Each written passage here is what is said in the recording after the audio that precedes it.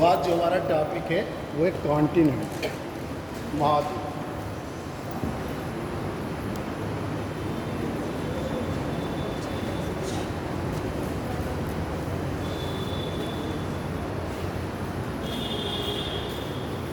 वास्तव में जो कॉन्टिनेंट से तात्पर्य है वो लैंड से तरीके से तात्पर्य है। जो लैंड मासेस है हमारे, उन्हीं को कॉन्टिनेंट जो है समझते हैं। तो जैसे आप पृथ्वी पर देखते हैं जल और स्थल, दो चीज़ें दिखाई देती हैं। तो जो स्थलीय भाग है हमारा, वही जो है कॉन्टिनेंट।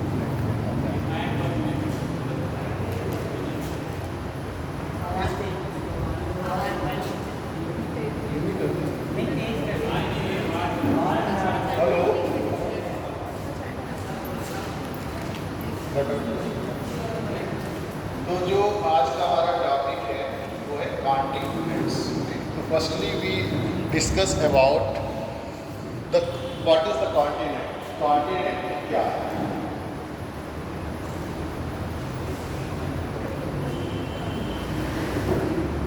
इसके बाद कि how many continents on the earth surface, कितने महाद्वीप आपके अर्थ सर्फेस में है, वो हम आपको वर्ल्ड मैप में दिखाएंगे। Distribution of the continents on the earth surface.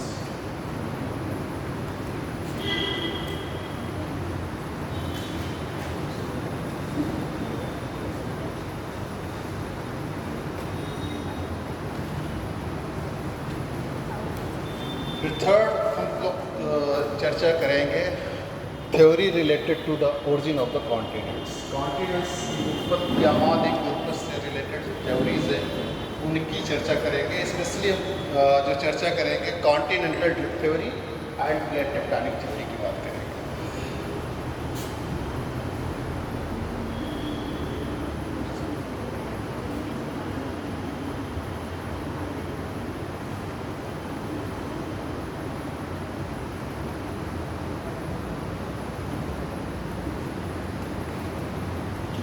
फिर लास्ट में जो इससे रिलेटेड क्वेश्चन आए हुए हैं यूपीएससी में, उस पर हम चर्चा करेंगे। फर्स्ट में talk about what is the continent. तो जो कॉन्टिनेंट है, continent word is derived from the Latin word terra continent. Continent जो वर्ड है वो लैटिन वर्ड टेरा कॉन्टिनेंटो से डिराइव हुआ है।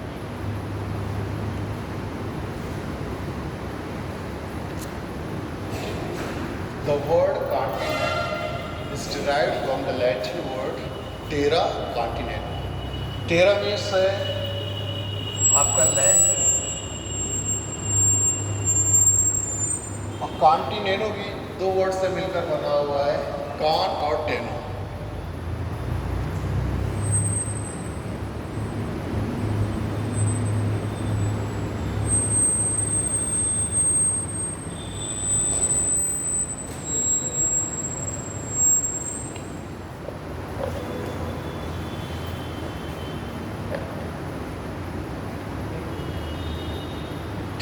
कॉन मीन्स होता है टुगेदर और टेनो मीन्स होता है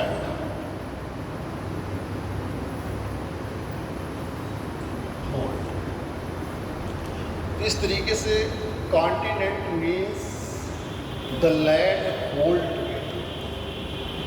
simply continent means land hold together, यानी कि जो स्थल है हमारा, लैंड है, वो बहुत दूर तक बहुत दूर तक साथ साथ फैला हुआ।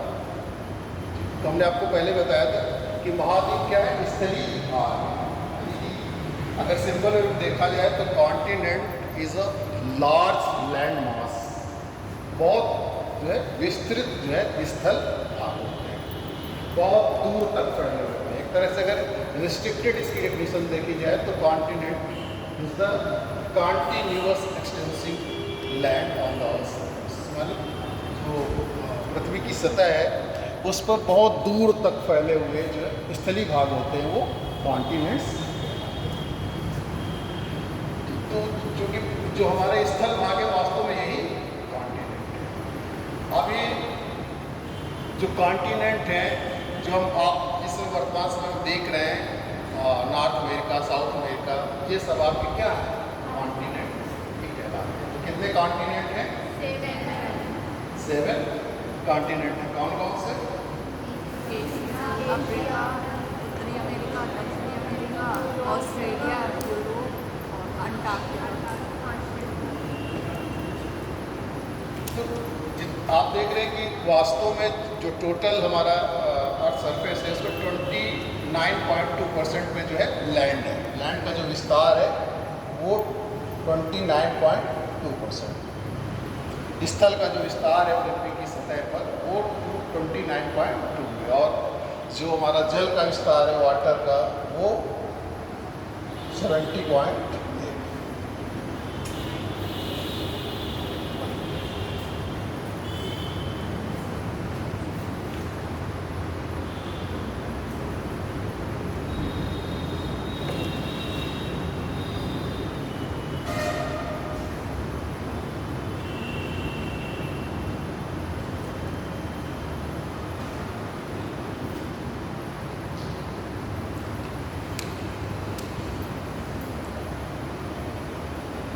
तो आप कॉन्टिनेंट्स मतलब समझिए कि महाद्वीप वो होते हैं, वास्तव में महाद्वीप स्थलीय भाग होते हैं जो विस्तृत क्षेत्र में फैले हुए होते हैं। उनका जो विस्तार होता है वो विस्तृत क्षेत्रों में होता है। कॉन्टिनेंट्स को अगर रिस्ट्रिक्टेड डेफिनेशन में देखा जाए तो continuous land, the extension of the continuous land, जो हमारी लैंड है उसका लगातार विस्तार ही हमारा क्या कहलाता है, महाद्वीप कहलाता है। अब ये जो आपने बताया कि 7 महाद्वीप होते हैं और कितने ओशंस होते हैं, 5 ओशंस। तो हम देखते हैं उनको वर्ल्ड के मैप पे।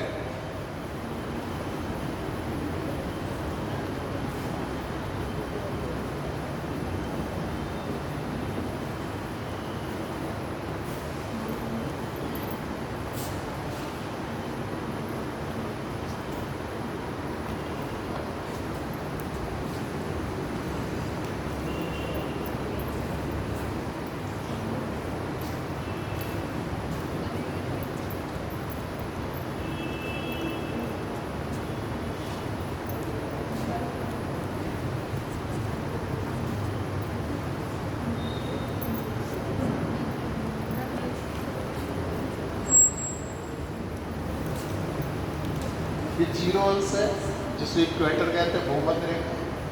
23.5 अंश नॉर्थ है जिसे आप कर्क रेखा, ट्रॉपिक ऑफ कैंसर कहते हैं। 23.5 अंश साउथ है जिसे आप ट्रॉपिक ऑफ कैप्रिकॉर्न, मकर रेखा।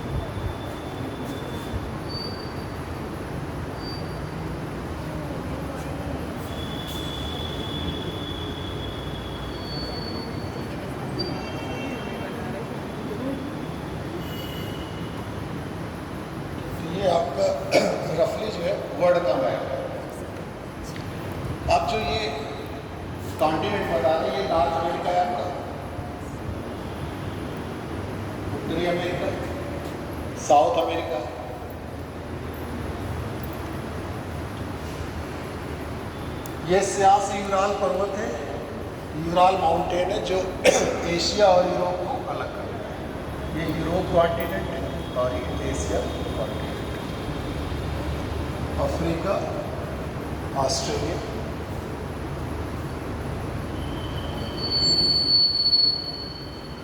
और ये अंटार्कटिका।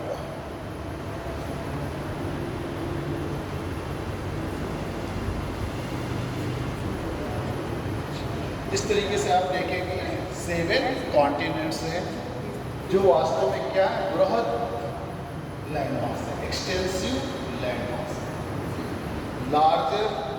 ठीक, कॉन्टिनेंट्स क्या, continents are large and large, extensive and discrete land mass. Continents are the large, extensive and discrete land masses on the earth surface. तो ये विशाल है, फैले हुए, विस्तृत है, बहुत दूर तक फैले हुए हैं और सभी महाद्वीपों की अपनी अपनी विशेषताएं हैं। डिस्क्रीट उनकी विशेषताएं उससे अलग है। लेकिन आप देखेंगे कि इन महाद्वीपों का जो विस्तार है, यानी कि लैंड का जो विस्तार है वो एक समान नहीं है। इक्वेटर के ऊपर भूमध्य रेखा के ऊपर हम उसको उत्तरी गोलार्ध कहते हैं, नॉर्दर्न हेमिस्फीयर, और नीचे सदर्न हेमिस्फीयर कहते हैं, दक्षिणी गोलार्ध कहते हैं। आप देख रहे हैं कि जो लैंड है, स्थल है या कॉन्टिनेंट्स हैं, उनमें 75% जो है नॉर्दर्न हेमिस्फीयर में पाया जाता है। हमारे स्थल का 75% भाग उत्तरी गोलार्ध में पाया जाता है, जबकि 25% भाग दक्षिणी गोलार्ध में पाया जाता है। यहाँ ओशंस ज़्यादा, वाटर ज़्यादा है। इस तरीके से north America, south Europe, Asia, Africa और ऑस्ट्रेलिया। इसी तरीके से 5 ओशियंस हैं। कौन कौन से? पैसिफिक, प्रशांत महासागर,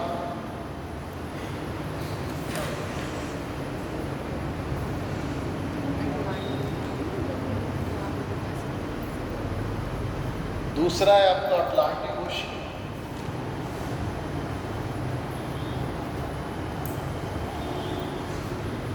तीसरा है आपका इंडियन ओशियन, चौथा है आपका साउथ ओशियन या सदर्न ओशियन या अंटार्कटिका ओशियन भी कहते हैं,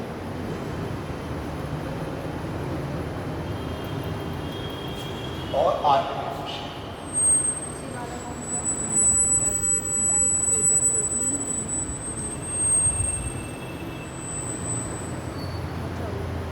इस तरीके से जो आप पृथ्वी देख रहे हैं, जो पृथ्वी की सतह देख रहे हैं, आप जानते हैं कि हम सभी लोग पृथ्वी के ऊपर हैं, पृथ्वी की ऊपरी सतह पर है। जैसे आप एक बाल को अज्यूम करिए, गेंद को अज्यूम करिए कि वो पृथ्वी है। पृथ्वी का तो वैसे से जो है जियाइड से होता है, गेंद की तरीके से ना होकर जियाइड से वो ध्रुवों पर चपटी है और भूमध्य रेखा पर उभरी हुई है। लेकिन हम सब लोग जो रह रहे हैं उसके ऊपरी भाग पर ही रह रहे हैं, उसके नीचे से कोई मतलब अभी नहीं है। तो जो हम पृथ्वी की सतह देख रहे हैं, यानी कि जो आप गेंद देख रहे हैं, बॉल देख रहे हैं, जो उसकी ऊपरी सतह है उसमें इस तरीके से जल और स्थल का विभाजन हुआ है। और हमारे जो कॉन्टिनेंट्स हैं और ओशियंस हैं वो फर्स्ट ऑर्डर रिलीफ कहलाते हैं। ठीक, प्रथम श्रेणी के उच्चावच कहलाते हैं, फर्स्ट ऑर्डर रिलीफ कहलाते हैं। Continents are the first order reliefs.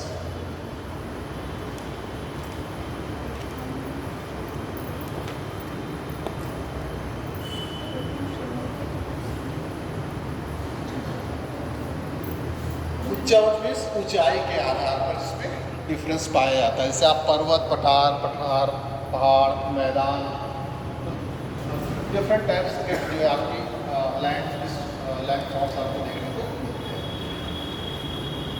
तो जो ये सबसे पहले जिसकी उत्पत्ति हुई वो कॉन्टिनेंट्स और ओशंस की, इसीलिए continents and oceans are known as the first order relief.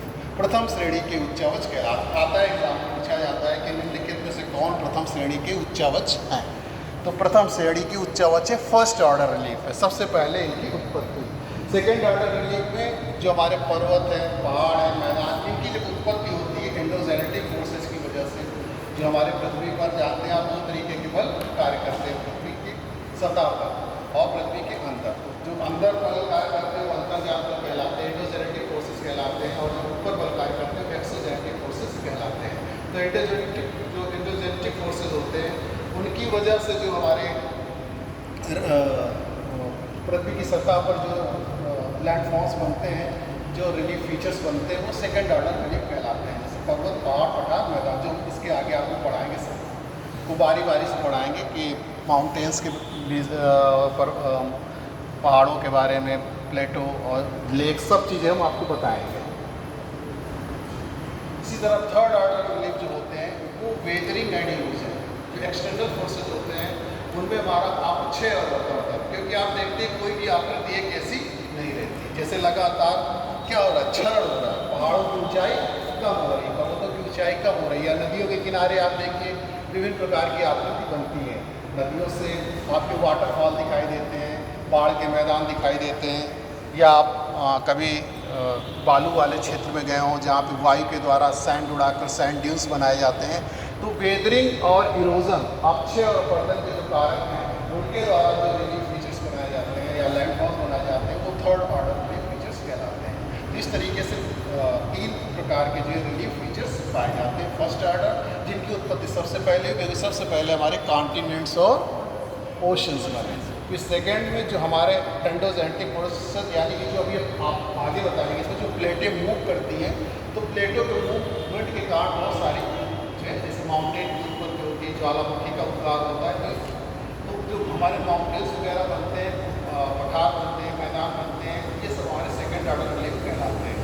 Third order में जो हमारे अपक्षय और अपरदन के कारक हैं उनके द्वारा जो बनते हैं, जैसे आप लेक आपने सुना होगा, गोरखपुर झील जो है नदियों के किनारे आप देखते हैं, या पहाड़ का मैदान आप देखते हैं, ठीक, या स्कार्पमेंट देखते हैं, कगार देखते हैं। जैसे आप नदियों के किनारे जाइए तो विभिन्न प्रकार की आपको आकृतियाँ दिखाई देती हैं, वो थर्ड ऑर्डर रिलीफ कहलाते हैं, तृतीय श्रेणी की उच्चवच कहलाते हैं।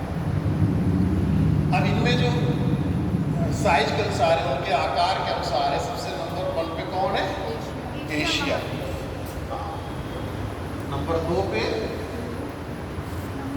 अफ्रीका। नंबर 3 पे उत्तरी अमेरिका। बिल्कुल सही। 4 पे, 5 पे, 6 पे आपका यूरोप और 7 पे ऑस्ट्रेलिया। ये इनके साइज के अनुसार है, उनके आकार के अनुसार है। पूछा जाता है कि उनके आकार के अनुसार या उनके क्षेत्रफल के अनुसार जो है महाद्वीपों का क्रम बताइए। छोटे एग्जामों में पूछ लिया जाता है निम्नलिखित में से कौन महाद्वीप जो है सबसे आकार में बड़ा है, तो इस तरीके से पूछ सकते हैं। ये ऑस्ट्रेलिया को अगर जब ऑस्ट्रेलिया लेते हैं तो ऑस्ट्रेलिया महाद्वीप कहलाता है। जब इसके साथ पैसिफिक ओशियन के जितने महाद्वीप हैं उनको भी शामिल कर लेते हैं तो उसको ओशेनिया कहते हैं, ओशेनिया।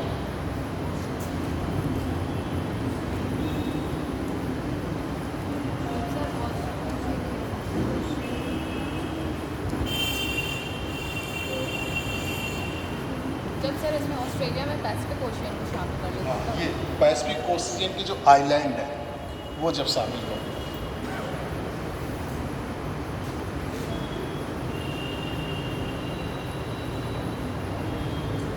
इन महाद्वीपों की और विशेषताएं देखिए कि ये जो महाद्वीप हैं ये आपको इनका आधार जो है आपको उत्तर में दिखाई देगा और इनका जो शीर्ष है वो अंटार्कटिका में, एपेक्स जो है यहाँ अंटार्कटिका में है और शीर्ष जो है वो जो बेस है, आधार है, वो आपको इस तरीके से है जो आपका आर्कटिक ओशियन से उससे बनाता है। अलग अलग भी देखेंगे तब भी ये आप देखेंगे तो ये आपका रहेगा, इसको देखेंगे तो ये रहेगा। अफ्रीका का देखेंगे तो यहाँ के पास रहेगा, इसको देखेंगे तो इधर आपका रहेगा, ये बेस हो जाएगा और इधर साइबेरिया में जो है एपेक्स हो जाएगा। इस तरीके से ये अलग अलग भी केवल ऑस्ट्रेलिया को छोड़ के ये एक त्रिभुज के रूप की आकृति लगभग दिखाते हैं।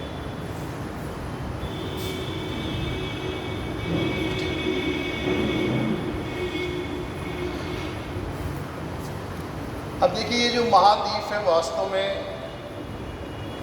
शुरू से जो है ऐसी जो लैंड है, हमारा कॉन्टिनेंट है, ये सब एक जैसे स्थित नहीं थी जैसा कि हम वर्तमान समय में देख रहे हैं। क्योंकि आप जानते हैं कि हमारा जो भारत है वो पहले दक्षिणी गोलार्ध में था।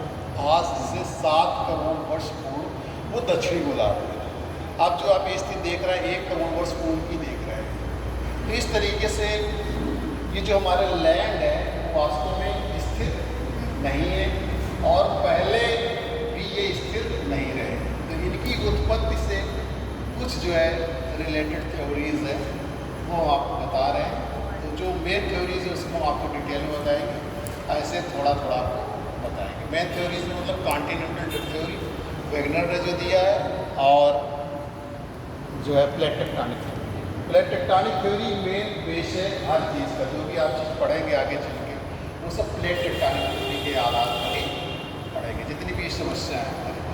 ठीक, तो ये प्लेट्स वगैरह हैं, ये वास्तव में जैसे हमारी पृथ्वी है उसको क्रस्ट, मेंटल और पृथ्वी की जो आंतरिक संरचना है इंटरनल स्ट्रक्चर ऑफ अर्थ जो है उसको हमने 3 भागों में बांट रखा है। एक ऊपर जो है ऊपरी क्रस्ट, जो ऊपर का भाग है 100 किलोमीटर की गहराई तक वो क्रस्ट कहलाता है।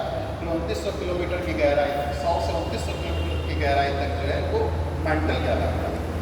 और फिर 2900 से लेकर पृथ्वी के कोर तक 6370 किलोमीटर की गहराई तक का क्षेत्र हमारा कोर क्रस्ट, मेंटल और क्रस्ट हमारा जो है वो रिजिड पार्ट में और मेंटल जो है लिक्विड पार्ट में।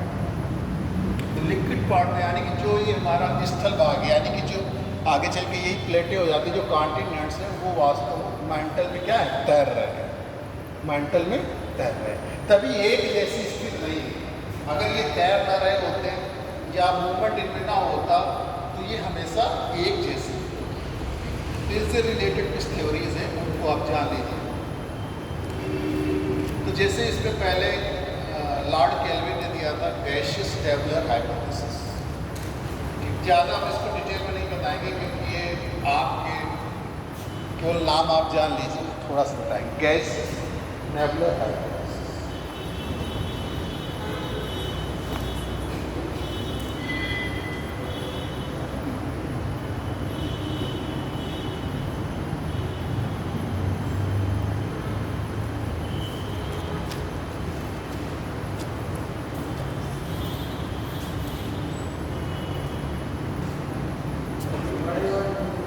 ये लॉर्ड केल्विन का मत, ये मान्य नहीं है। पहले तो शुरू में आया कि कैसे कॉन्टिनेंट्स वगैरह उत्पन्न हुए, लेकिन ये साक्ष्य जो एविडेंसेस थे वो साक्ष्य नहीं दे पाए। तब आगे चल के प्लेट टेक्टोनिक थ्योरी आई तो वही मानने आज की।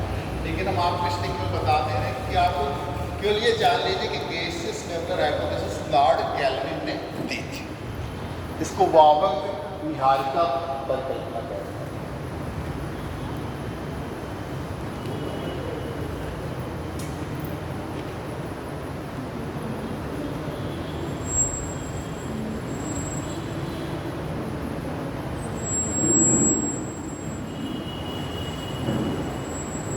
लॉर्ड केल्विन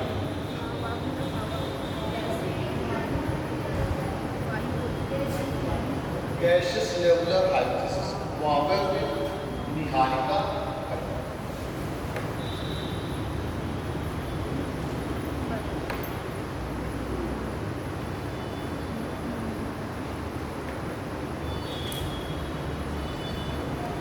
केवल आप ये जान लीजिए कि लॉर्ड केल्विन ने दिया था। आएगा नहीं एग्जाम में, लेकिन हम यहाँ से शुरुआत हो रही है तो इसलिए हम आपको बता रहे हैं। वास्तव में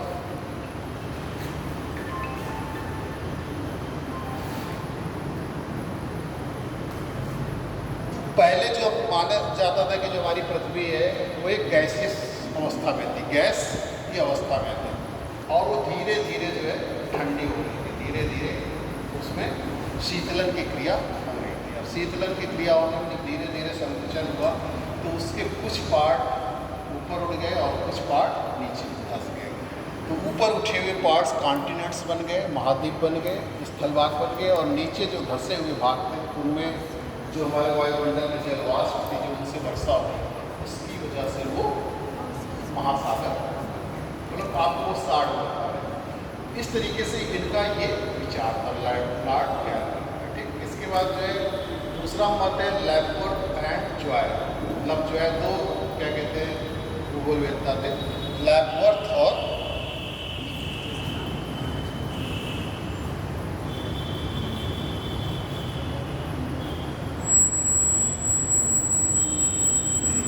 लवजॉय।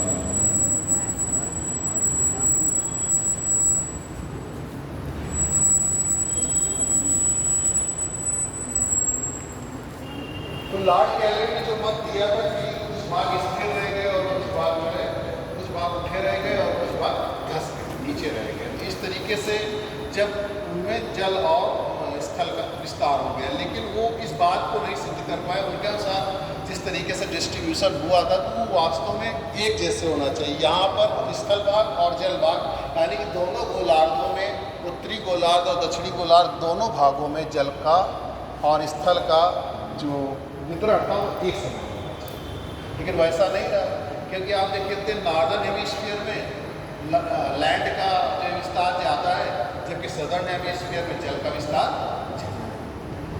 तो इसलिए से उनकी जो कल्पना थी, वो जो उनकी परिकल्पना थी वो मान्य नहीं। फिर लैपवर्थ और लवजॉय ने भी इसी से रिलेटेड पृथ्वी के शीतल होने से ही संबंधित अपनी बताया। इन्होंने वलन, लैपवर्थ ने वलन शब्द का यूज किया। उन्होंने कहा जब पृथ्वी शीतल हो रही थी, पृथ्वी ठंडी हो रही थी, तो उसमें वलन की क्रिया हुई, क्योंकि कोई चीज़ जब ठंडी होती है कोई चीज़ सिकुड़ती है। जब ठंडी हो रही थी तो वो धीरे धीरे सिकुड़ रही थी। अगर आप किसी चीज़ को दबाते हैं तो उसमें वलन की क्रिया होती है। किसी चीज़ को दबाएंगे मान लीजिए तो उसका कुछ भाग ऊपर की ओर उड़ जाएगा, कुछ भाग नीचे की ओर धंस जाएगा। इस तरीके से इनका मतलब था कि ये चीज़ ऐसे, हाँ, वलन की क्रिया, फोल्ड, जो फोल्ड होते हैं, किसी चीज़ को आप दबाते हैं, संकुचित करते हैं, क्योंकि पृथ्वी जब लगातार शीतल हो रही थी, ताप उसका कम हो रहा था, धीरे धीरे उसमें संकुचन होता जा रहा है, कंट्रैक्टेड होती जा रही थी। तो इसलिए उसमें वलन की क्रिया आई, फोल्ड की क्रिया आई, यानी जैसे किसी चीज़ को आप दबाएंगे तो उसका कुछ भाग ऊपर उठ जाता है, कुछ भाग नीचे रह जाता है। तो ऊपर उठे हुए भाग को एंटीक्लाइन कहते हैं, अपनत, और नीचे धंसे हुए भाग को कहते हैं सिंक्लाइन, अभिनत। ये भाग अपनति है और ये भाग आपका अभिनत, एंटीक्लाइन और सिंक्लाइन। आप जब आगे पढ़ेंगे, जब आपको फोर्सेस पढ़ाएंगे तब हम आपको डिटेल में बताएंगे। अभी आप इतना समझिए कि किसी चीज़ को जब दबाते हैं, वलन की क्रिया करते हैं, तो कुछ भाग उसका ऊपर उठ जाता है और कुछ भाग नीचे धंस जाता है। ऊपर उठे हुए भाग को हम एंटीक्लाइन, अपनति कहते हैं, और नीचे धंसे हुए भाग को अभिनत कहते हैं, सिंक्लाइन कहते हैं। तो ऊपर उठे हुए भाग को उन्होंने कॉन्टिनेंट्स कहा, और जो नीचे धंसे हुए भाग थे, जब उस पर जल का विस्तार हो गया तो उसको हम लोग ओशंस कहा, महासागर कहा। तो इस तरीके से इन्होंने भी ये परिकल्पना दी, लेकिन वास्तव में इतनी बड़े क्षेत्र में, इतने अधिक बड़े क्षेत्र में जो वलन की क्रिया होना संभव नहीं था। इस तरीके से वलन हो जाए कि कॉन्टिनेंट्स और ये जो है आपके महासागर की उत्पत्ति हो जाए, वो भी इस तरीके की, क्योंकि अगर उसमें भी उत्पत्ति होगी तो उसमें भी उनका डिस्ट्रीब्यूशन एक समान। बस थोड़ा सा इसमें लवजॉय ने जो है थोड़ा सा अंतर किया। उन्होंने क्या कहा कि जब पृथ्वी शीतल हो रही थी, पृथ्वी ठंडी हो रही थी, तो उसका कुछ भाग ऊपर उठ गया। ठीक, उन्होंने वलन को दिया, इन्होंने उसका नाम दिया अपलिफ्टमेंट, ऊपर की ओर कोई चीज़ उठ जाए। जैसे आप कभी कभी देखते हैं पृथ्वी के आंतरिक बल के कारण कोई चीज़ ऊपर की ओर उठ जाए, तो वो उठना जो है अपलिफ्टमेंट कहलाता है। कोई चीज़ ऊपर उठ गई तो अपलिफ्टमेंट कहलाता है। और जब ये कोई चीज़ नीचे धंस जाती है, नीचे की ओर धंस गई, तो इसको हम लोग सब्सिडेंस कहते हैं, अपलिफ्टमेंट, यानी कि वो ऊपर चीज हो। बस है सेम, केवल उन्होंने फोल्ड शब्द का यूज किया था, इन्होंने अपलिफ्टमेंट और सब्सिडेंस का किया था। हाँ ठीक, थोड़ा अपलिफ्टमेंट जो है किया है।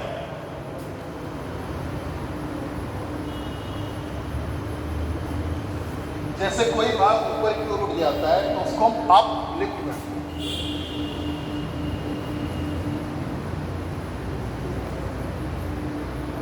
और ये जो नीचे की ओर का भाग था, जिसे नीचे की ओर भाग रह गया, उसको हम सब्सिडेंस कहते हैं। सब्सिडेंस कहते हैं। उभार उठ जाना, अपने आसपास के क्षेत्र से ऊपर की ओर उठ जाना। उसको जब संकुचन हो रहा था तो उसका कुछ भाग में अपलिफ्टमेंट हो गया और कुछ भाग में सब्सिडेंस हो गया, अवनमन हो गया। ठीक, इस वजह से जो उठे हुए भाग थे वो आपके कॉन्टिनेंट्स में, और जो दसे हुए भाग थे वो आपके ओशंस में।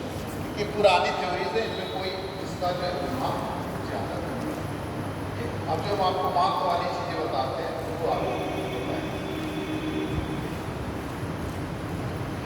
एक टेट्राहेड्रल हाइपोथेसिस दिया था लुथियन ग्रीन ने, वो भी आप जानते हैं।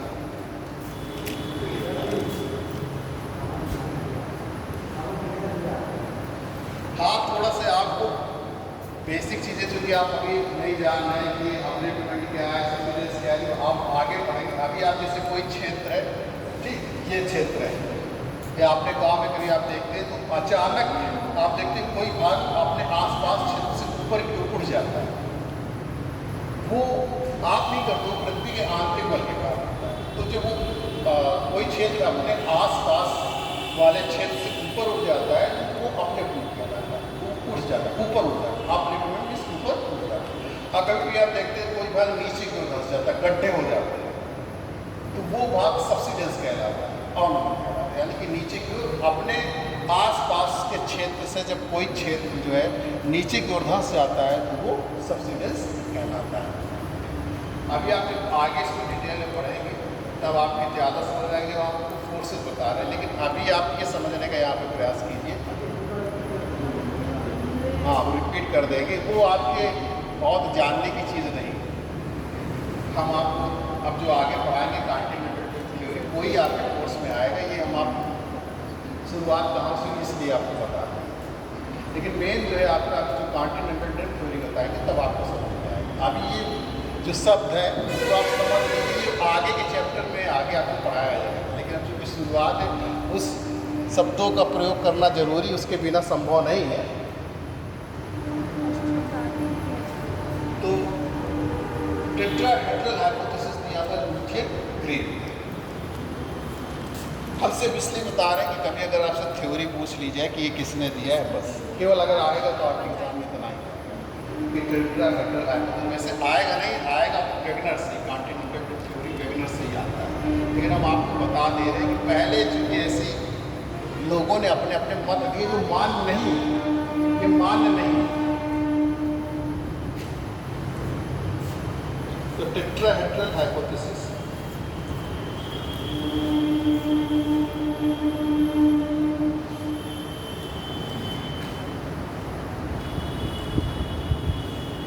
ये जो है लुथियन ग्रीन ने दिया।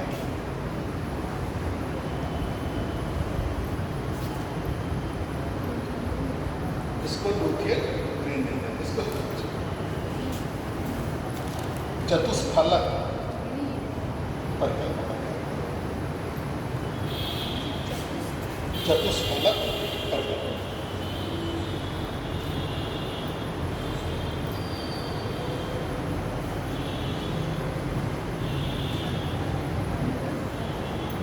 लुथियन ग्रीन।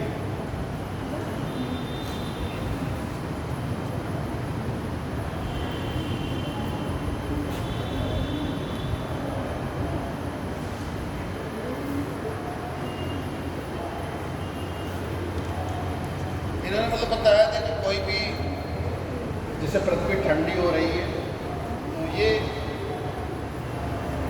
अधिक क्षेत्रफल और कम आयतन को रखने का प्रयास करती है, धारण करने का प्रयास करती है। ऐसी जो आकृति होती है वो चतुष्फलक में ही ऐसी विशेषता पाई जाती है। तो ये चतुष्फलक के रूप में बताया था इन्होंने।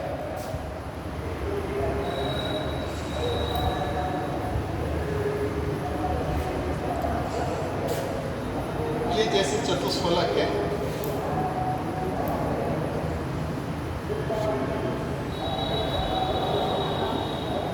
इसके जो ये मेन भाग बीच वाला भाग रहा, इसमें इन्होंने बताया कि महासागरों में उत्पत्ति हुई। जबकि ये एपेक्स वाले शीर्ष थे, उस जो शीर्ष भाग था उसमें बताया इन्होंने कॉन्टिनेंट्स की उत्पत्ति। जैसे ये भाग में बताया कि कनाडा, जैसे इधर ये आप देख रहे हैं, ये नॉर्थ अमेरिका है तो ऊपर कनाडा है, नीचे संयुक्त राज्य अमेरिका है।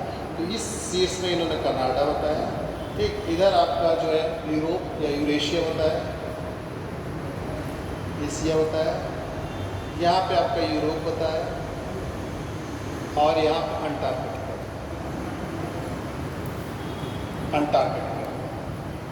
ये जो कॉन्टिनेंट्स है वो इन्होंने बताया। इसी तरह यहाँ पे ये जो भाग था, ये वाला भाग, यहाँ पे इन्होंने पैसिफिक ओशियन बताया, यहाँ पे अटलांटिक, और यहाँ पे इंडियन ओशियन। उन्होंने बताया कि जब पृथ्वी ठंडी हो रही थी, शीतल हो रही थी, तो वो जो है अधिक क्षेत्रफल और कम आयतन का जो है रूप धारण कर रही थी, और वो रूप जो कहलाया वो टेट्राहेड्रल कहलाया, चतुष्फलक कहलाया। अब ये जो इनके शीर्ष थे वहाँ पर महाद्वीपों का विस्तार हो गया, और जो ये मैदानी भाग था यानी कि जो बीच वाला भाग था, यहाँ पर जल के बढ़ जाने से ओशंस, ये इन्होंने बताया था लूथेन ग्रेन। लेकिन ये सब मान्य नहीं है, क्योंकि वास्तव में ये जो बता रहे हैं वो सब में रिजिड है। सब चीज़ें जो हमारे कॉन्टिनेंट्स है वो एक जगह पर रहना चाहिए था, उनमें जो है मूवमेंट नहीं होना चाहिए था। लेकिन वर्तमान समय में देखा गया है कि कोई भी जो है चीज़ मूवमेंट, कोई भी चीज़ जो है क्या स्थिर नहीं। आप देखते हैं जैसे भूकंप आता है, अभी आया था आपके आसाम में कुछ साल पहले, तो हमारी इंडियन प्लेट जो है एशियन प्लेट की तरफ जा रही है, और इंडियन प्लेट जब एशियन प्लेट के नीचे गई, नीचे मतलब जाकर नीचे गई, तो उसमें बहुत ऊर्जा जो है उससे निकलती है, और उसी की वजह से जो एक ऊर्जा के लॉक बन जाते हैं, उसी ऊर्जा से जब ऊपर की ओर धक्का लगता है तो उससे भूकंप आता है। ठीक, तो इस तरीके से हमारे कोई भी चीज़ स्थिर नहीं। इंडियन प्लेट अगर मूवमेंट न करती तो हमारा भारत यहीं पर रहता। इसका मतलब कि सारी प्लेटें क्या है, मूव कर रही है, यानी कि कॉन्टिनेंट्स मूव कर रहे हैं। ये थी पुरानी थ्योरीज जो कि मान्य नहीं है। अब हम आपको ले चल रहे हैं जहाँ से मान्य थ्योरीज आपकी शुरुआत हुई। तो पहला है इसमें कॉन्टिनेंटल थ्योरी ऑफ वेगनर, महाद्वीपीय विस्थापन का सिद्धांत, जो वेगनर ने दिया। यहाँ से आपको याद में रखना है,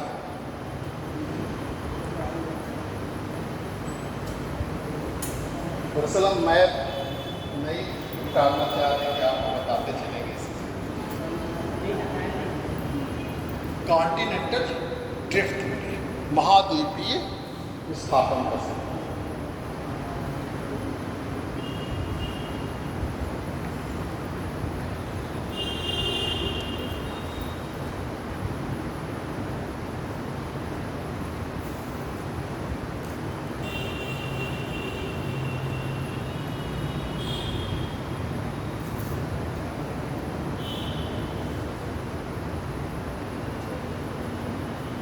वेगनर ने दिया।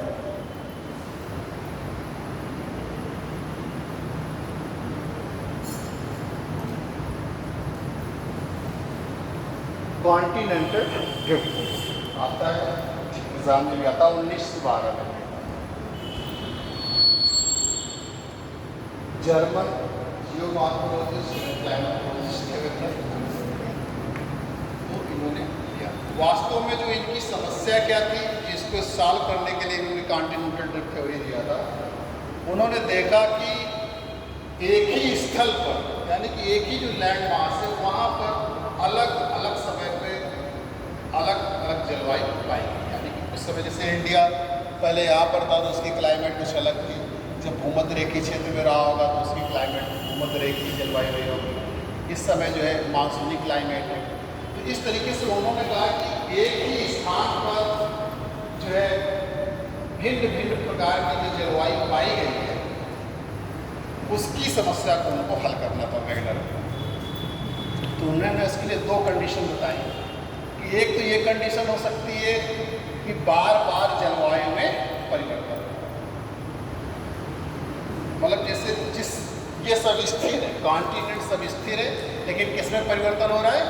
जलवायु में परिवर्तन। दूसरी स्थिति ये बताई कि ये तो उस समय संभव है जब जलवायु तो एक ही है, लेकिन महाद्वीप का क्या हो रहा है? विस्थापन। दो ही चीज़ों में ये संभव था कि वहाँ की जो है जलवायु में परिवर्तन जो है संभव हो सके। उसके दो ही कारण हो सकते थे, या तो जलवायु परिवर्तन हो बार बार, और या तो हमारे महाद्वीप का विस्थापन। तो उन्होंने दूसरी चीज़ को महत्ता दिया, कहा कि जलवायु में तो परिवर्तन हो नहीं सकता, हमारे महाद्वीप में विस्थापन हो रहा है, डिस्प्लेसमेंट। वैसे ड्रिफ्ट शब्द का जो प्रयोग किया था वो एंटोनियो स्नाइडर ने किया था। सबसे पहले ड्रिफ्ट शब्द का प्रयोग जो किया था वो एंटोनियो स्नाइडर ने।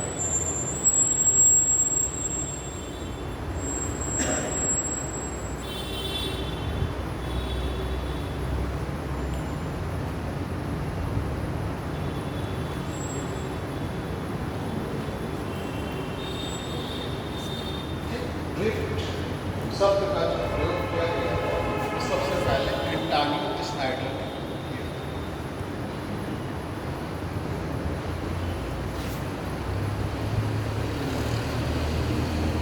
बात समझ में आ गई? अब इन्होंने अपनी बात जो है किस तरीके से समझाया उसको आप देखिए। इन्होंने बताया कि कार्बोनिफेरस पीरियड में पूरा जो है लैंड मास एक था, यानी कि जो पूरा जो लैंड देख रहे हैं वो क्या था? संयुक्त था। उसका नाम दिया था इन्होंने पैंजिया।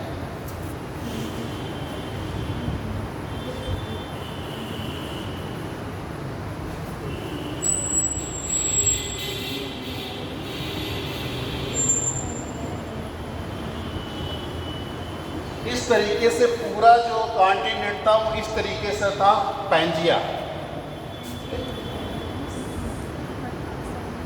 और इसी के चारों तरफ जल भरा हुआ था, इसका नाम दिया था उन्होंने पैंथालसा। पैंथालसा आता है, कुछ पूछा जाता है कि वेगनर के द्वारा दिया गया पैंजिया क्या था, पैंथालसा क्या था? तो पैंजिया मीन्स क्या है? विशाल भूमि, होल लैंड मास था। उस समय का जो संपूर्ण स्थल था वो, उसका नाम उन्होंने पैंजिया वेगनर। ये कार्बोनिफेरस पीरियड की बात है कि कार्बोनिफेरस पीरियड में इन्होंने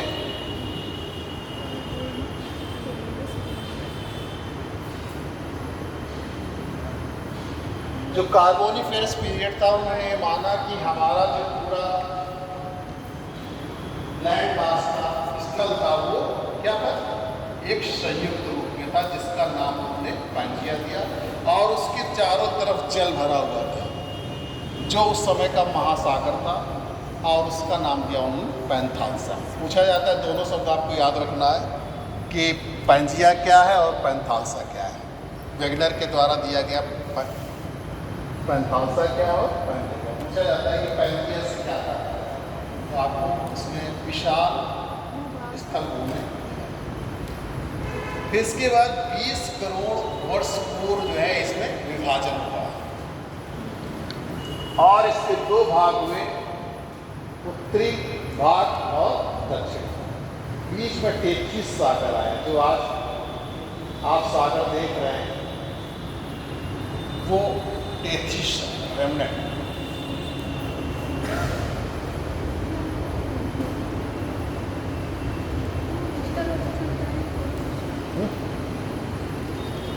करोड़ वर्ष जो है विभाजन, करोड़ वर्ष। ऊपर वाला भाग जो है आपका अंगारा लैंड या लॉरेंशिया कहलाया, और नीचे वाला भाग गोंडवाना लैंड कहलाया, दक्षिणी।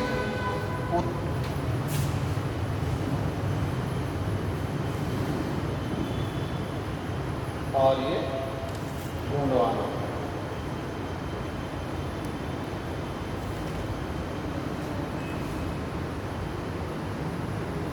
इसको हम लोग लॉरेंशिया, लॉरेंशिया अभी भी कनाडा में देखते हैं आपकी लॉरेंशिया प्लेटो पाया जाता है। गोंडवाना अपने यहाँ देखते हैं, गोंडवाना लैंड का क्षेत्र भारत में पाया जाता है, क्योंकि पहले हमारा भारत क्या था, भूमध्य रेखा के नीचे। जब विभाजन हुआ था तो भारत नीचे ही था। तो 20 करोड़ वर्ष पूर्व हमारे जो पैंजिया थी वो 2 भागों में विभक्त हो गई। उत्तरी गोलार्ध में जो लैंड मास था उसको मंदारा लैंड या लॉरेंशिया कहा गया, और जो दक्षिणी गोलार्ध में था उसको गोंडवाना लैंड। पूछा जाता है ये भी क्वेश्चन कि पैंजिया के विभाजन के पश्चात जो है दक्षिणी भाग वाला जो विशाल भूमि थे उसको क्या नाम दिया गया? हाँ, या गोंडवाना लैंड क्या है, इसको आपको याद रखना है।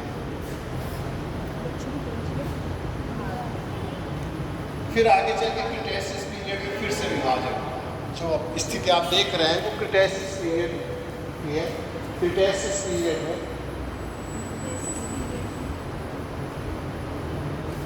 क्रिटेशियस हम आपको सब बताएंगे, जियोलॉजिकल स्केल टाइम पढ़ाएंगे तब बताएंगे कौन सी क्या घटनाएं घटी। आज अभी थोड़ा सा आपको पता लग रहा होगा, लेकिन ये सब आगे आएंगे और फिर हम आपको जब फाउंडेन से पढ़ाना शुरू करेंगे।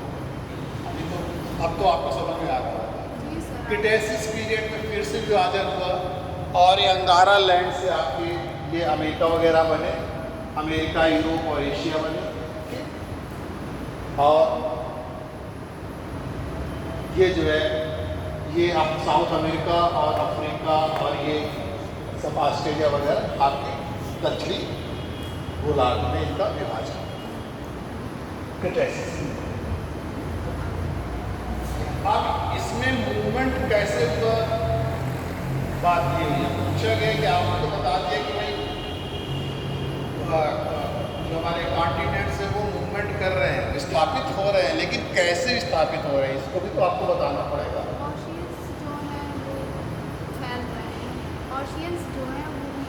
हाँ,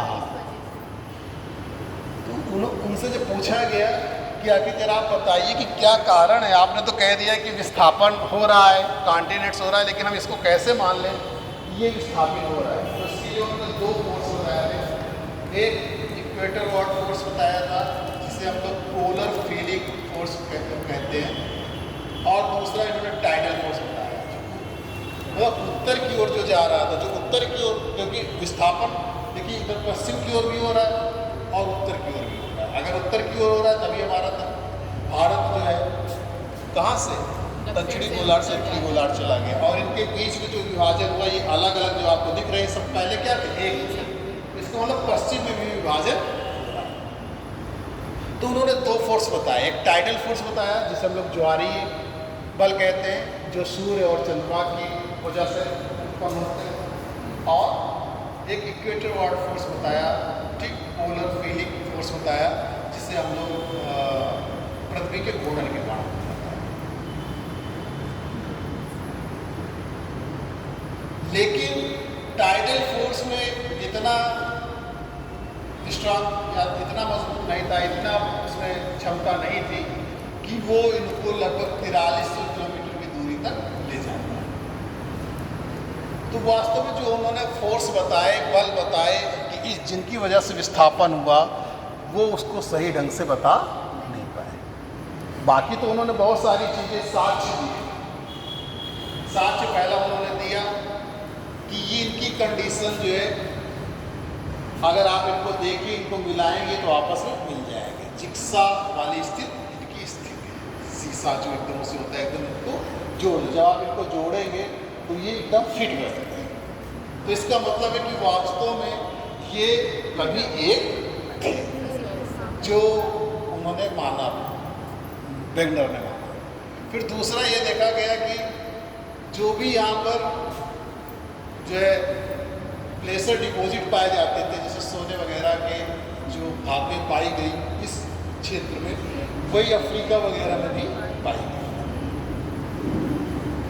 तो इससे भी पता चला कि अगर ये तभी पाई जा सकती है जब ये आपस में जुड़े इसी तरीके से जो टिल्टेड्स होते हैं हिमानी के द्वारा जो छोटे छोटे लाए गए जो डिपोजिट कण होते हैं, वो भी देखा गया है कि जो ब्राज़ील के तट पर पाए गए वो अफ्रीका के तट पर पाए गए सेम। इसी तरीके देखा गया कि कुछ जानवरों के जो अवशेष पाए गए वो वास्तव में जो ब्राज़ील के तट पर पाए गए वो अफ्रीका, नामीबिया और ये दक्षिण अफ्रीका के तट पर भी पाए गए। तो वो इतनी दूरी तो यात्रा कर नहीं सकते थे, इसका मतलब कि ये कभी एक थे। इसी तरीके से यहाँ पे जो रॉक्स पाई गई, जो चट्टानें पाई गई, शैल समूह पाए गए, उनकी भी जब आयु में देखा गया, उनकी आयु की गणना की गई, ठीक, रेडियो एक्टिव मेथड से, तो ये पाया गया कि उनके जो एज थी, उनका जो आयु थी शैलों की, वो भी एक समान एक। इस तरीके से ये जो एविडेंसेस थे उनकी वजह से ये तो सिद्ध हो गया कि वास्तव में सभी कॉन्टिनेंट्स क्या थे, पहले एक, और उनमें मूवमेंट हुआ। लेकिन जो उन्होंने फोर्स बताए थे, टाइडल फोर्स और जो आपका हमने बताया घूर्णन बल पृथ्वी का या पोलर फोर्स जो बताया, वो जो है इतनी दूरी या इतना विस्थापन करने में सक्षम टाइडल फोर्स नहीं है। इस वजह से ये थ्योरी जो है उतनी लोकप्रियता नहीं। लेकिन आगे चलकर 1930 में होम्स ने अपनी कन्वेंशनल करंट थ्योरी दिया। होम्स ने कन्वेंशनल करंट थ्योरी दिया,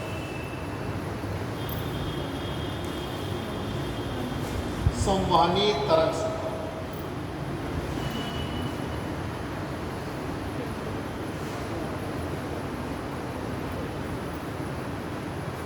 संवहनी तरंग सिद्धांत, कन्वेंशनल करंट थ्योरी दी गई होम्स के द्वारा।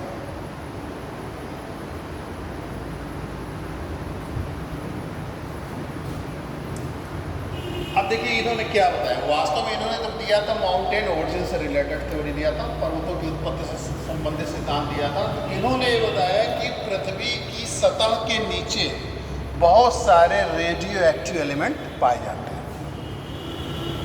क्योंकि पृथ्वी का आंतरिक भाग क्या है, बहुत गर्म है। किस वजह से? रेडियो एक्टिव एलिमेंट की उपस्थिति। हमने बताया था कि पृथ्वी को हमने 3 भागों में पृथ्वी को बांट रखा है, जो उसकी आंतरिक भाग है। ठीक, ये वाला भाग क्रस्ट कहलाता है, और ये मैंटल, और ये आपका रिजिड पार्ट में, और मेंटल जो है मॉल्टन स्टेज में। ठीक, तो द्रव अवस्था में। इस तरीके से ये नीचे जो रेडियो एक्टिव एलिमेंट पाए जाते हैं पृथ्वी की सतह के नीचे, उनसे बहुत अधिक तापमान उत्पन्न होता है, क्योंकि जब उनका विघटन होता है, विखंडन होता है, तो उनसे अपार ऊर्जा निकलती है और अधिक तापमान निकलता है। उस वजह से हमारी तरंगे क्या होती, ऊपर की ओर आती हैं, पृथ्वी की नीचे से चलती हैं और ऊपर की ओर आती हैं। जैसे यहाँ पर महासागरीय मिड अटलांटिक ओशियानिक रिज पाया जाता है, कटक पाया जाता है, ओशियानिक महासागरीय कटक पाया जाता है। अब जब ये सहारे से आती है तो पेंटल से चल के जैसे ऊपर की ओर आई तो क्रस्ट में यानी पृथ्वी की सतह के नीचे ही मुड़ जाती है, इस तरीके से। और यही हमारे स्थल को, यानी कि जो वर्तमान समय में प्लेट कही जाती है, उनको मूव कराती है, उन्हीं के सहारे ये प्लेटें मूव करती हैं। तो जब होम्स ने अपना कन्वेक्शनल करंट थ्योरी दिया, सिद्धांत, सामान्य तरंग सिद्धांत, तो सब फिर से वेगनर के सिद्धांत को लोकप्रियता मिली। तब माना गया कि नहीं, वास्तव में कॉन्टिनेंट्स क्या है, ड्रिफ्ट करते हैं, मूवमेंट करते हैं। जब होम्स ने अपने संवहनी तरंग सिद्धांत से सिद्ध किया कि पृथ्वी की सतह के नीचे यानी कि पृथ्वी के आंतरिक भाग में रेडियो एक्टिव एलिमेंट जो उपस्थित हैं, उनके विघटन के कारण जो है अधिक तापमान और अपार ऊर्जा उत्पन्न होती है, और उससे जो है ऊपर की ओर तरंगे आती हैं और पृथ्वी की सतह पर नीचे मुड़कर जो है प्लेटों को स्थल भाग को मूव करा दिया। तो इस तरीके से ये जब होम्स ने कन्वेक्शनल करंट थ्योरी दिया तो एक बार फिर से वेगनर के सिद्धांत को मान्यता। फिर आगे चलकर इसी में 1961 में जो है हैरी हेस ने सी फ्लोर स्प्रेडिंग का कॉन्सेप्ट दिया। हैरी हेस ने, ये सब याद रखना है आपको, ये आता है, पूछा जाता है कि सी फ्लोर स्प्रेडिंग का कॉन्सेप्ट किसने।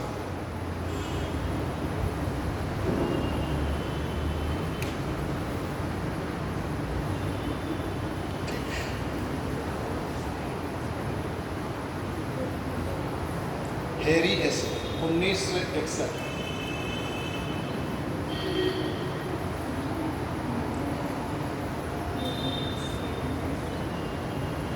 तो जो हमारा सी फ्लोर है, जो सागर का तल है, उसमें क्या हो रहा है, विस्तार हो रहा है।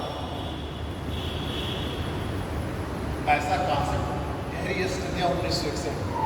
यही चूंकि आगे चलकर प्लेट टेक्टोनिक थ्योरी का आधार है, इसलिए इसको जाना जाता है, एग्जाम में पूछा भी जाता है कि सी फ्लोर स्प्रेडिंग कॉन्सेप्ट किसने दिया। तो आपको याद रखना है हैरी हेस ने। अब हैरी हेस ने ये बताया कि वास्तव में जो ये कटक है, मिड ओशियानिक रिज है, इसके सहारे जो है तरंगे आती हैं ऊपर की तरफ और लगातार ज्वालामुखी का उद्गार होता रहता है। लगातार ज्वालामुखी का उद्गार होता रहता है और वो ज्वालामुखी उद्गार से जो लावा मैग्मा निकलता है, मैग्मा तो पृथ्वी की सतह के जब ऊपर आ जाता है तो लावा हो जाता है। जैसे लावा निकलता है इधर उधर तो वो फैलता जाता है, इधर फैलता है उधर फैलता है। ये मिड ओशियानिक रिज बीच में होगी।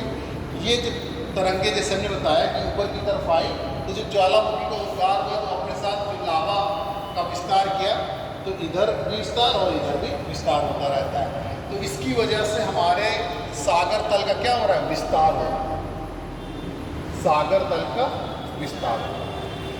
और ये पाया गया जब यहाँ पर पाई गई सैलें, जो लावा सीप सैलें थी, कि जो जिसके जितने करीब, यानी जो मिड ओशियानिक रिज के जितने करीब थी उसकी आयु उतनी ही कम थी, जो जितना दूर था उसकी आयु ज़्यादा थी। मतलब वो पहले का पुराना था और इसी तरीके से फैलता रहता है। लेकिन एक प्रश्न आपके दिमाग में उठ सकता है कि जब लगातार विस्तार हो रहा है, सी फ्लोर स्प्रेडिंग हो रही है, तो हमारे ओशन संकुचित क्यों नहीं हो जाते? तब तो महासागरों को क्या हो जाना चाहिए, संकुचन हो जाना चाहिए, महासागर संकुचित हो जाना। लेकिन ऐसा नहीं होता है क्योंकि ये जो उद्गार हो रहा है, सी फ्लोर स्प्रेडिंग हो रहा है, जो लावा का उद्गार हो रहा है, वो वास्तव में जो इसमें ट्रेंचेस पाई जाती हैं, खाई पाई जाती है बड़ी बड़ी, आप जानते हैं जैसे मैरियाना ट्रेंच का आपने नाम सुना होगा, पैसिफिक, वो उसी में जाकर लगातार समाप्त होता है, उसी में जाकर समाप्त भी होता रहता है।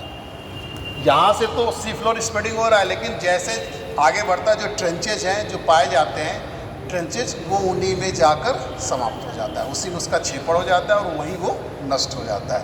इसलिए सी फ्लोर स्प्रेडिंग होने के बावजूद भी हमारे महासागरों में संकुचन नहीं, तो संकुचित होकर महासागर धीरे धीरे बहुत उनका आकार कम हो जाए, लेकिन ऐसा नहीं होता है। तो इस वजह से नहीं होता है क्योंकि जो ज्वालामुखी का उद्गार होता है उससे जो सी फ्लोर स्प्रेडिंग हो रहा है लावा के जमाव से, वो जाकर उसका ट्रेंचेज में जो हमारे खाई होती है उसमें छीपड़ भी लगातार होता जा रहा है, लगातार सबडक्शन होता जा रहा है, जिससे जो है लगातार जो छेपड़ होता जा रहा है उसकी वजह से वो नष्ट भी होते जाते हैं। तो इस तरीके से हमारे सागर संकुचित, ये हैरी हेस ने कहा। आगे चलकर फिर इसी के आधार जो हमारी कॉन्टिनेंटल थ्योरी थी और वेगनर की जो थ्योरी थी, कॉन्टिनेंटल थ्योरी जो वेगनर की थी और जो सी फ्लोर स्प्रेडिंग था हैरी हेस का, उसी के आधार पर हमारा प्लेट टेक्टोनिक थ्योरी थी।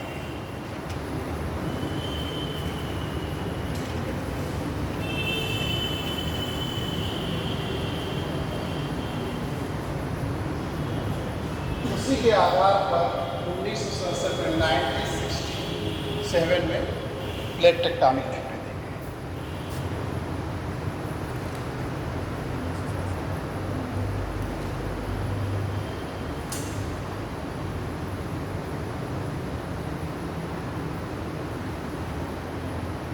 प्लेट विवर्तनिक सिद्धांत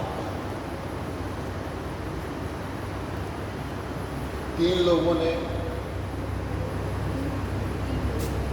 दिया था। मैकेंजी,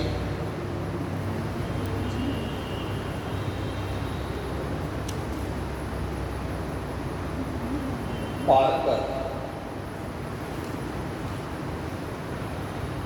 और मॉर्गन।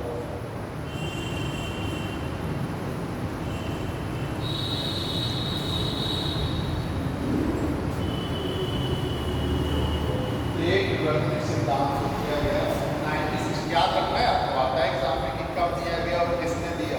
तो पार्कर हो सकता है तीनों नाम ना रहे, आपका एक तो नाम है, लेकिन आपको याद रखना है तीनों लोगों ने मिलकर दिया।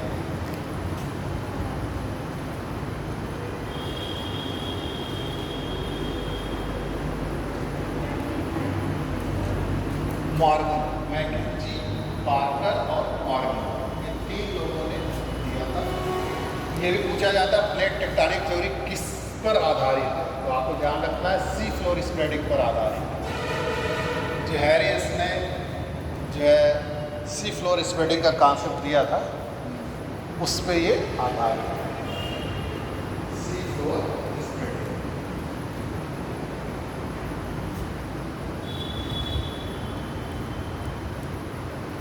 ठीक, इसमें भी प्लेट शब्द का उपयोग जो यूज किया था वो जेटी विल्सन ने किया। Jetty Wilson, the word plate was used at first time by J.T. Wilson. कभी कभी टूजो विल्सन भी आता है, विल्सन आपको याद आता है, J.T. विल्सन ने किया था प्लेट से। और प्लेट कुछ नहीं, plate is the rigid part of the this earth surface. जो हमारा लिथोस्फीयर है, स्थल खंड है, दूसरी का क्या है, rigid part. Plate is the rigid part of the lithosphere. स्थल भाग का जो रिजिड पार्ट है, कठोर भाग है, वही हमारा प्लेट है। और इसी से रिलेटेड यानी कि प्लेटों के इवोल्यूशन, नेचर और मैकेनिज्म और उसके वास्तव में रिजल्टेंट, उसका रिजल्ट क्या है, इसी सबको हम लोग कहते हैं प्लेट विवर्तनिक सिद्धांत।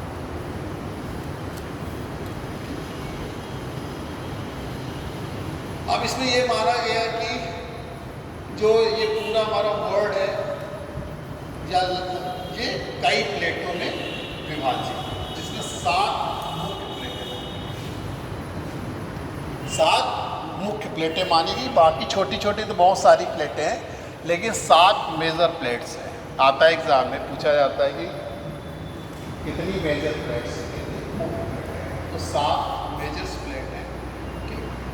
इसमें अब जिसका भाग ज़्यादा महासागरों में है उसका नेचर महासागरीय प्लेट जैसा है, और जिसका महाद्वीप में पार्ट जाता है उसका नेचर महाद्वीपीय प्लेट जैसा है। तो इस तरीके से 7 प्लेट्स हैं।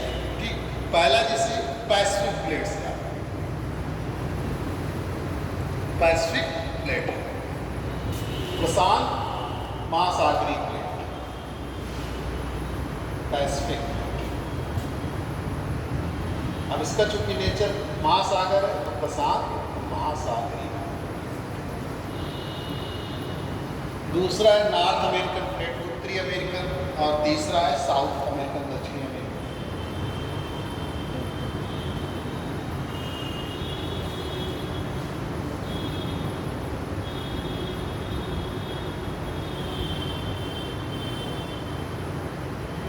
South American plate, Pacific, north American और south American.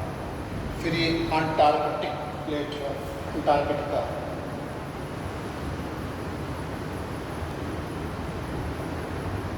Africa, African plate है,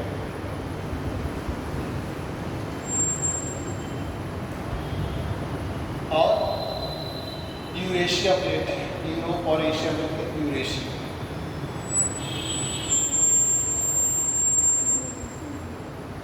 यूरेशियन और ये आपका इंडो ऑस्ट्रेलियन और न्यूजीलैंड प्लेट।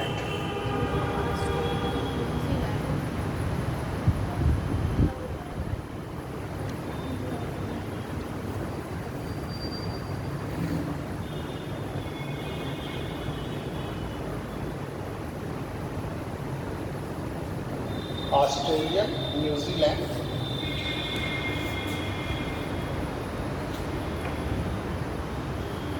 ये देखिए 7 मेजर प्लेट्स है, बाकी बहुत सारी प्लेट है। जैसे आप यहाँ देखेंगे इस जगह पे आपकी नस्का प्लेट मिलेगी, कोकोस प्लेट मिलेगी, नस्का प्लेट मिलेगी।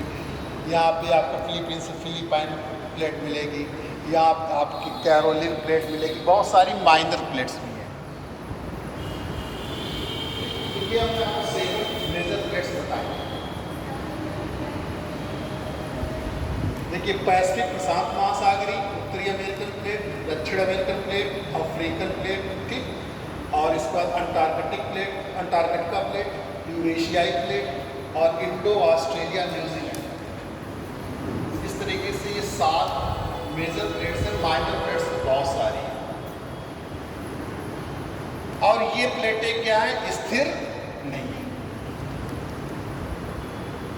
इन प्लेटों की भी चौड़ाई महासागरों में कम है, 5 किलोमीटर से लेकर 100 किलोमीटर, कहीं कहीं पर 35 किलोमीटर तक की महासागरों की जो मोटाई है। और कॉन्टिनेंट्स जो महाद्वीप है वहाँ पर इनकी मोटाई ज़्यादा है, वहाँ पर 200-200 किलोमीटर तक इनकी मोटाई पहुँच जाती है। वैसे औसत 70-75 किलोमीटर मोटाई देगी। अब ये प्लेटें स्थिर नहीं हैं, ये प्लेटें लगातार मूव करती हैं और इन्हीं के मूवमेंट के आधार पर, प्लेटों के मूवमेंट के आधार पर हमारी 3 तरीके की बाउंड्रीज बनती हैं, सीमाएं बनती हैं। जब प्लेटें एक दूसरे से दूर जाती हैं तो उनको हम लोग अब सारी डाइवर्जेंट प्लेट बाउंड्रीज कहते हैं, डाइवर्जेंट बाउंड्रीज कहते हैं। ये आप लिख लें।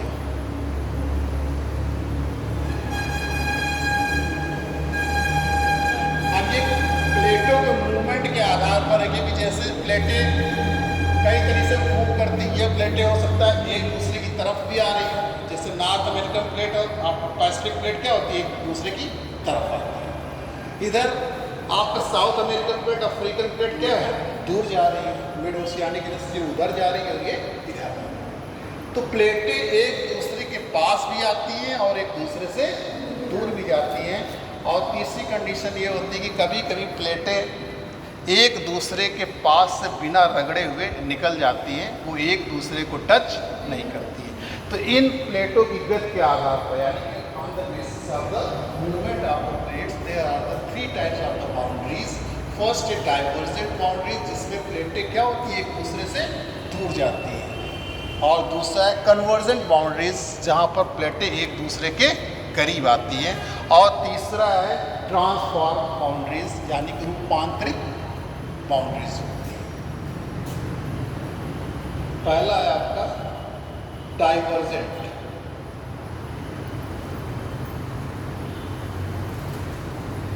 अपसारी,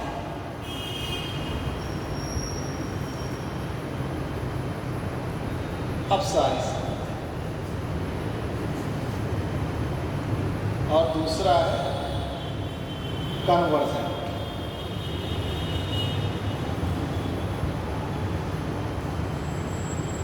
अभिसारी, और तीसरा है ट्रांसफॉर्म बाउंड्रीज, जिसे हम लोग रूपांतरित करते हैं।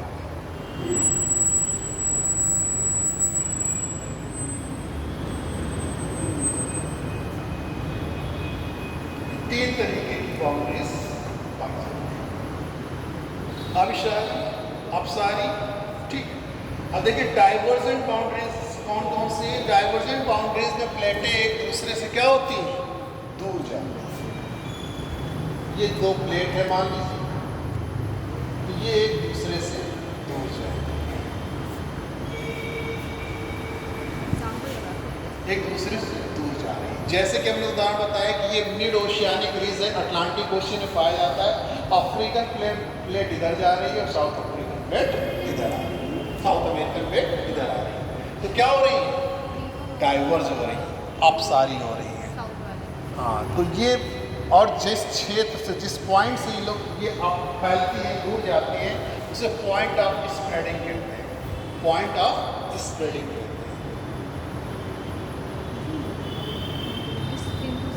स्प्रेडिंग अपसारी बिंदु कहते हैं, पॉइंट ऑफ स्प्रेडिंग।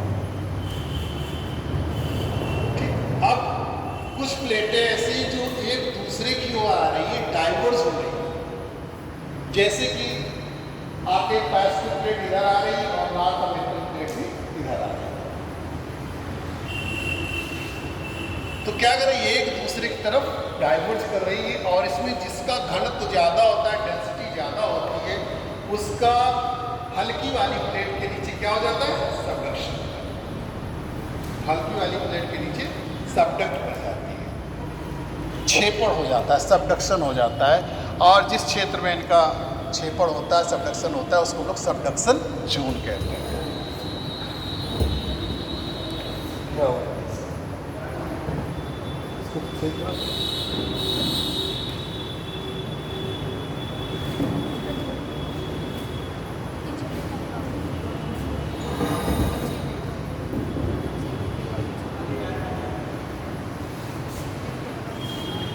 उसको हम सबडक्शन जोन कहते हैं, छेपड़ क्षेत्र कहते हैं। अब इससे बहुत सारे जितने भी आपके ज्वालामुखी का उद्गार होता है, पर्वत बनते हैं, ये सब क्या है? आपके डाइवर्जेंट प्लेटों के साथ जो है कन्वर्जेंट प्लेटों के सहारे ही बनते हैं। इसको हम कंस्ट्रक्टिव प्लेट मार्जिन भी कहते हैं, जो एक दूसरे से दूर भागती है, क्योंकि ये जब दूर जाती है तो यहाँ पर लगातार लवा का छेपड़ होता है, जिससे लगातार नई जो है सी फ्लोर बनती जाती है। इस वजह से इसको कंस्ट्रक्टिव कहते हैं। इसको विनाशकारी भी कहते हैं, जो एक दूसरे से की तरफ आकर सबडक्ट हो जाती है प्लेटें, एक दूसरे की तरफ आती हैं, उनको हम विनाशकारी प्लेटें भी कहते हैं। जब ये प्लेटें आती हैं, जैसे ये एशियाई प्लेट है और इंडियन प्लेट है, ये एक दूसरे की तरफ जा रही है। नेचर अलग अलग है, कहीं कहीं पर महाद्वीपीय प्लेटें एक दूसरे की तरफ आती हैं, कहीं पर महासागरीय महाद्वीपीय एक तरफ आती है, और कहीं कहीं पर जैसे जापान प्लेट और पैसिफिक प्लेट के पास है, जो यहाँ पर जापान सागर है, जापान सागर की प्लेटें और पैसिफिक प्लेटें आती हैं, तो महासागरीय प्लेटें एक साथ आती हैं। तो नेचर अलग अलग हो सकता है कि वो प्लेटें कैसी हैं, या तो महासागरीय प्लेटें आमने सामने आ रही हैं, या तो कॉन्टिनेंटल महाद्वीपीय प्लेटें आ रही हैं आमने सामने, या तो महाद्वीपीय और महासागरीय आ रही है, जैसे इधर पैसिफिक और नॉर्थ अमेरिका प्लेट आते हैं। और ये जब सबडक्ट करती हैं तो इन्हीं के वलन के कारण जब फोर्स लगता है किसी चीज़ पे, तो उसी वजह से वलन होता है, और उसके वलन से जो ऊपर उठा हुआ हिस्सा होता है वो पर्वतों के रूप में होता है। इधर जितने भी आप माउंटेन देख रहे हैं, ये सब प्लेटों की वजह से है। जहाँ पर रॉकी माउंटेन आप देख रहे हैं, एंडीज माउंटेन आप देख रहे हैं, एटलस माउंटेन देख रहे हैं, ये सब किसकी वजह से? प्लेटों के मूवमेंट की वजह से है। जब प्लेटें एक दूसरे की तरफ आती हैं और जब दबाव पड़ता है, तो वो जो मलबा होता है जो अंदर चला जाता है, वही पर्वतों के रूप में।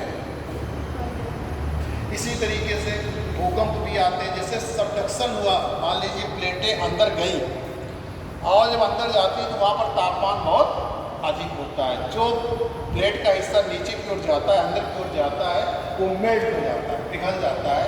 और इसके बाद जो पिघल जाएगा, जाते समय तो वो ठोस रूप में रहता है, तो इसकी डेंसिटी ज़्यादा रहती है, तो नीचे की ओर जाता है। लेकिन जो पिघल जाएगा, गैस के रूप में हो जाएगा, तो उसकी डेंसिटी कम हो जाएगी, और फिर वो ऊपर की ओर आता है। अगर वो पृथ्वी की परत को या उस क्षेत्र को तोड़ देता है, कश को तोड़ देता है, तो ज्वालामुखी के रूप में होता है। नहीं तो मान लीजिए यहाँ पर आया और यहाँ पर उसने गैस के रूप में आकर क्या धक्का मारा, तो उससे क्या होता है? सिस्मिक वेव्स उत्पन्न हो जाती है, कंपन उत्पन्न हो जाता है। इसे आप क्या कहते हैं? अर्थक्वेक कहते हैं, भूकंप कहते हैं। जैसे कि एशियाई प्लेट है और इंडियन प्लेट। एशियाई प्लेट इंडियन प्लेट है, उसके नीचे सबडक्ट हो जाती है, और फिर जो ऊपर की ओर आई, क्या होता है? अचानक जो है ऊर्जा विमुक्त होती है, और ये जो प्लेट में धक्का मारती है, तो इससे क्या भूकंप आया, अर्थक्वेक आया।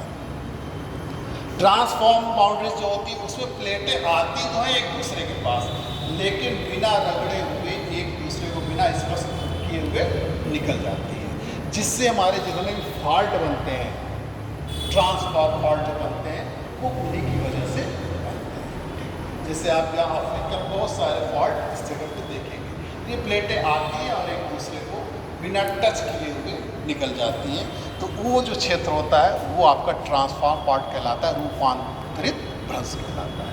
तो इस तरीके से ये प्लेटें हमारी मूव कर रही हैं, मूवमेंट का उनके कारण क्या है, कन्वेंशनल जो करंट है, संवहनी तरंगें, उन्हीं की वजह से जो है क्या कहते हैं, ये पूरे प्लेटें हमारी मूव कर रही हैं। इसी तरीके से ये हमारी जितनी भी हमारी घटनाएँ हो रही हैं, जियोलॉजिकल जो क्या कहते हैं इवेंट्स हो रही हैं, उनका सब सोल्यूशन जो है, उनका सभी का सोल्यूशन किससे देखा गया, प्लेट टेक्टोनिक थ्योरी से देखा गया। चाहे वो पर्वतों की उत्पत्ति हो, चाहे भूकंप हो, चाहे ज्वालामुखी का उद्गार हो, उन सब का जो है सोल्यूशन प्लेट टेक्टोनिक थ्योरी से ही मिला।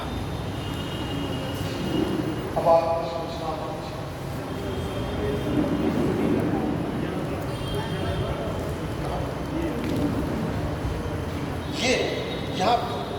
ये मिड ओशियानिक इससे तो लगातार निकलते रहते हैं, ज्वालामुखी का उद्गार होना है क्या, उससे लावा का विस्तार होता है।